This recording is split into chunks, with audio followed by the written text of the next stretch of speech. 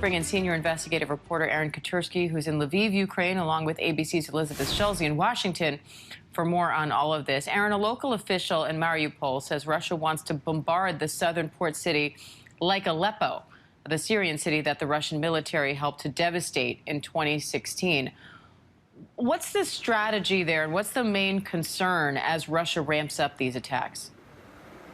Hearing that illusion is so chilling, because we know what the Russians have been capable of in Aleppo in Syria, in Grozny, in Chechnya, and the fear is that this could only get worse, and the Russian bombardment could only turn more brutal. And if that's what he wants to do with Mariupol, that's worrying for the civilians that are still there.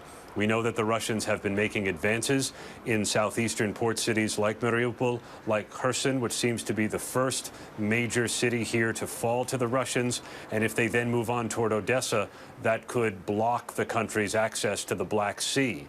And then you get a sense of what the Russian strategy might be. You isolate the south. That gives Vladimir Putin's troops a potential route to the north to take Kyiv, if that's the aim. It could take a while to get there, but there's no hurry, it seems. In the meantime, the Russians seem to be making inroads in Kharkiv, the second largest city in the northeast. That would then give the Russians control of rich agricultural land in the east, the water access in the southeast, and then you choke off Ukraine economically. So, Elizabeth, a senior U.S. official says the Chinese had some complicity in the invasion and that all they cared about was for Putin not to start before the Olympics ended. So how are U.S. and NATO allies approaching China on this issue now?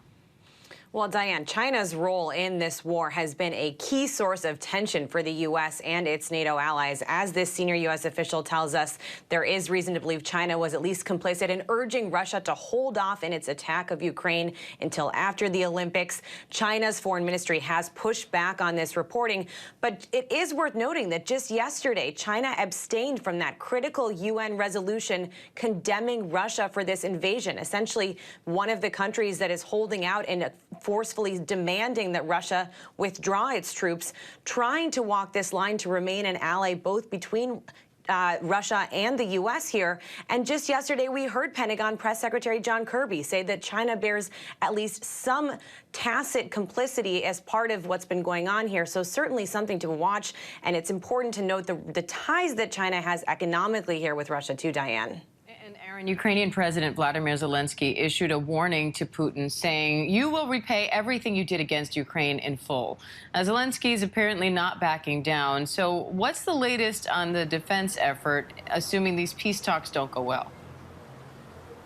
Zelensky was downright defiant today, Diane. In his message, he talked about the invincibility of the Ukrainian people, and he rallied the country to patriotism, and he used some really evocative language addressing Russian soldiers who might be listening to him.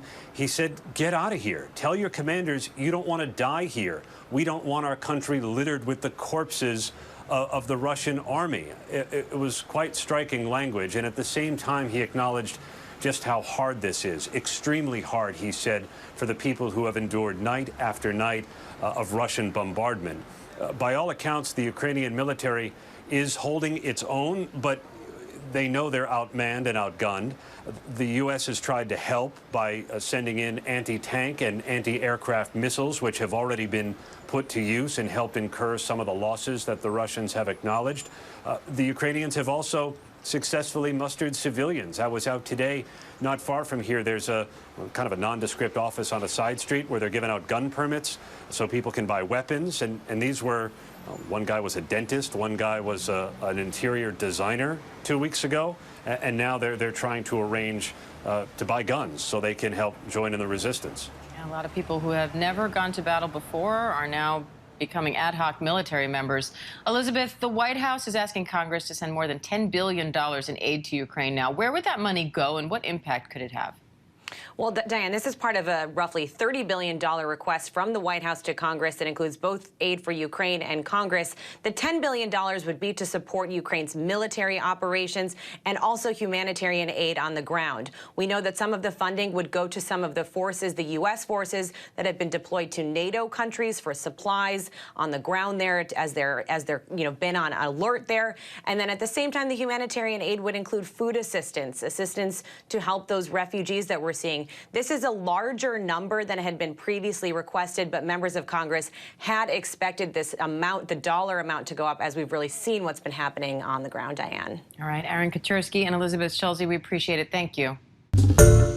Hi, everyone. George Stephanopoulos here. Thanks for checking out the ABC News YouTube channel. If you'd like to get more videos, show highlights, and watch live event coverage, click on the right over here to subscribe to our channel. And don't forget to download the ABC News app for breaking news alerts. Thanks for watching.